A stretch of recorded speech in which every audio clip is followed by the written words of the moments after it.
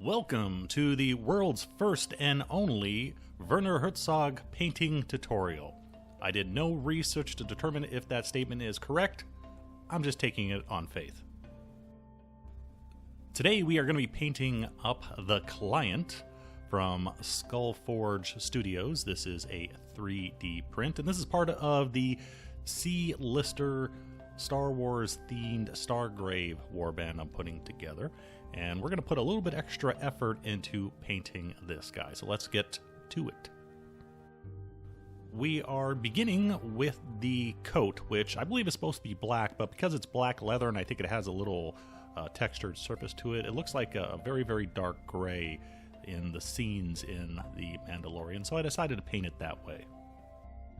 Over our black primer / undercoat, we are using a mix of black paint and Vallejo Panzer Aces dark rubber. The dark rubber paint is actually very interesting. I recently rediscovered it in my vast box of unused paints. It's a very dark gray, but it's also very warm. It just has a very interesting quality to it. So after that first coat, we add more dark rubber for our second layer, and then we work our way up to just straight dark rubber. I am taking my time here. We want nice thin layers, slowly building up our color because, well, it's Werner Herzog. We gotta take our time.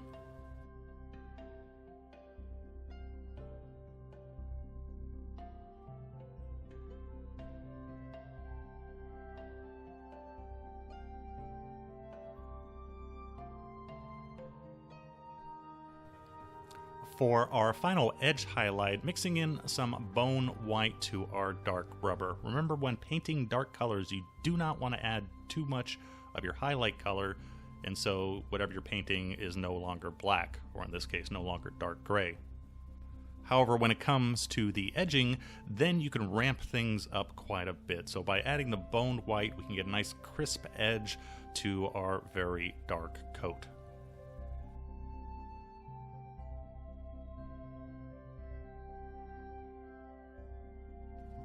Moving on to the tunic, which to me appears to be, it's brown color, has a little bit of orange in it, and a little bit of a yellow hint. But to begin with, we are starting off with some game color charred brown. And then over that, we are going to apply a paint wash of charred brown mixed with black. Paint washes are a very easy way to shade small areas here where we don't have a huge amount of recesses. So we are staining the original charred brown as well as putting some of that darker color into the recesses. Doesn't show up too well on camera here because of the dark colors that we are using, but trust me, it is getting darker right now. Because our charred brown has now been darkened, I have to mix up an appropriate color to highlight it. If we didn't put the wash on, I could simply mix in the parasite brown with the charred brown, but that was actually a little bit too light in this case, so I had to add a little bit of black and just adjust the ratio slightly so our next highlight color was not too stark. So here we have our deepest areas where a lot of the color collected from the wash, those are there, those are the darkest. We have our secondary layer with our colored charred brown, and this is our base coat color here with our 3-color mix. For our first highlight, using that straight parasite brown now. And once again, taking our time, this is my leader figure, so have the paint very thin, slowly building up those layers, adding an additional highlight or two here and there where necessary. An orange-brown color was a good start for the tunic, but I couldn't take it too far. I realized the color was not as orange as what I first thought. So for the last two highlights, I actually mixed in a small amount of deep yellow, which seemed to be more accurate to what I've seen on screen. On to the boots, and unlike the jacket, I want these boots to be black, polished, deep, rich black. You figure he's an officer, he's going to keep his boots polished. And to get that rich, dark black color, we are keeping the black primer as our shade and as our base coat, and we are adding our first highlight by adding in a small amount of heavy blue to our black. We just want just a hint of color here. We don't want to be painting blue, we want to be painting black with just a touch of blue added to it.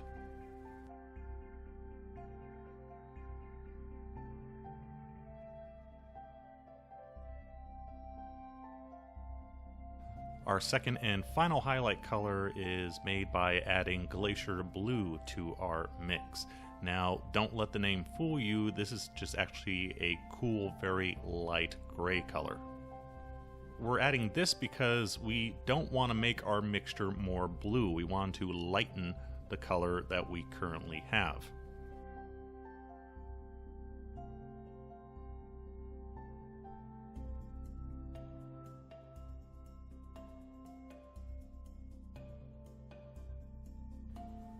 Painting skin is always the hardest part when you're painting a specific person.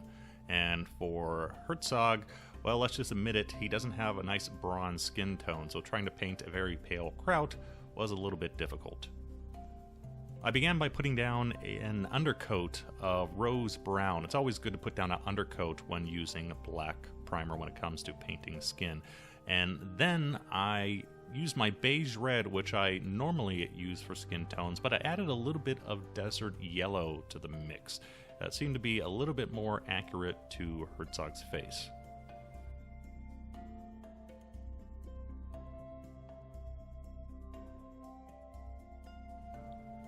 The next two coats are done by adding basic skin tone to our previous mix. And once again, this is a color that I normally use for highlighting flesh. The difference here is, you may notice we kind of skipped over the shade layer. Because he has such a pale pallor to him, we're eliminating the contrast created by the shadows applied, and we're concentrating more on the highlights, so ergo, his skin is going to look much more pale.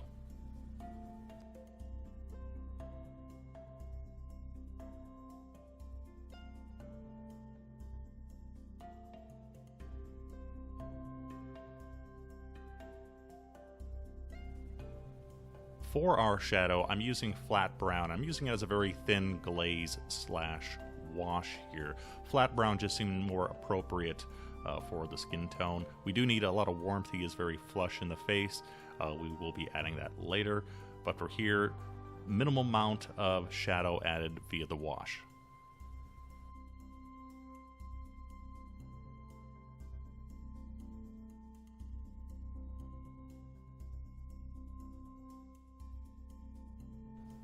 I even went so far as to try to add liver spots to him using, again, that shade color we just used, flat brown, our original skin base color, beige red, and some glaze medium. The glaze medium is there to make the paint a little bit more transparent, and I almost kept this on camera. Very difficult to do small details like this on a teeny tiny face. I just added dots and just blended it in by touching it with my finger, and it sort of worked. Next we have our base coat and highlight glaze, which I'm using gory red as I normally do on miniatures to add a little bit of color to the nose and cheeks. I'm going a little bit more extreme here because Herzog seems to have a very flush face, so I wanted a little bit more red. So this color, you want this very, very thin. Basically you just want it colored water, slowly build up the layers. And once again, I'm adding a lot more here than I normally would, so adding some around the temples, very heavy around the cheeks, and the nose as well, and also working in those little liver spots out a little bit better. Last but not least, decided to give him a little bit of a 5 o'clock shadow. This is more of an artistic interpretation thing, not something you see in the show, but just felt he needed still a little bit more character to the face. So once again, very, very thin glaze, a mix of our original skin tone color, beige red, mixed with some shadow gray. Just two very thin coats around the chin and lip area.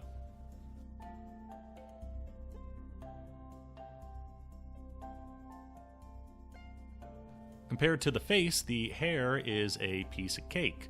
All we have to do is base coat it with Stonewall Gray and then use pure white for our highlights.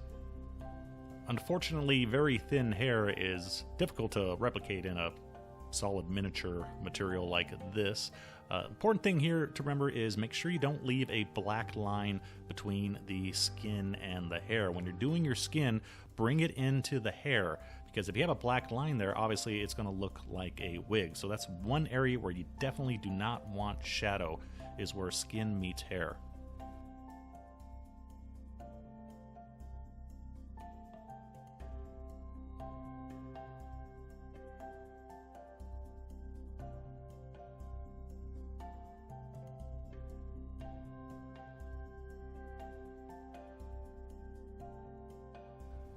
Last thing to do is to paint his fur mantle, which seriously just looks like a bath rug. And doing that with, once again, bringing out our flat brown and once again using our paint wash. So I'm adding just straight black paint wash onto here. I'm trying to stipple it on to add some texture to it.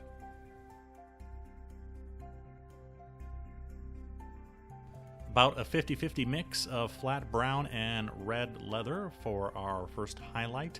And because we want essentially the brush strokes to show up here, because we are stippling this and we want that contrast between the dark and the light to show texture, we don't have to add an intermediate layer like we did with the tunic where we wanted things nice and smooth.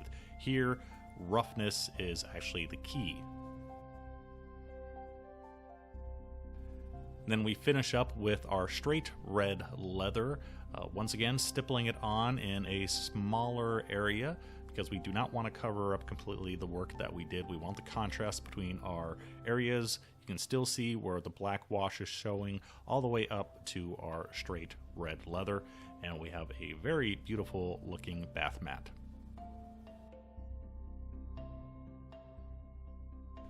And there you go, the world's first and only Werner Herzog painting guide. Somebody call Guinness.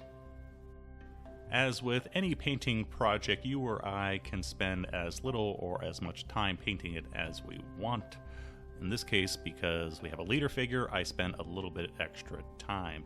I could have painted this in about an hour because we only have like 3 or 4 major areas to paint. However, I spent an extra 15 or 20 minutes just to add those extra few layers and those extra few glazes, and I think it really pays off in the end, that little bit of extra time, because we ended up with a, ironically, very beautiful Werner Herzog. So paint your miniatures how you like. I'm just here to inspire you and give you some options. If you do want to spend a little bit of extra time, this is the results you can get. That is it for this video. In closing, I would just like to say, if anyone comes across a Klaus Kinski Ugnaught miniature, please give me a call. Bye-bye.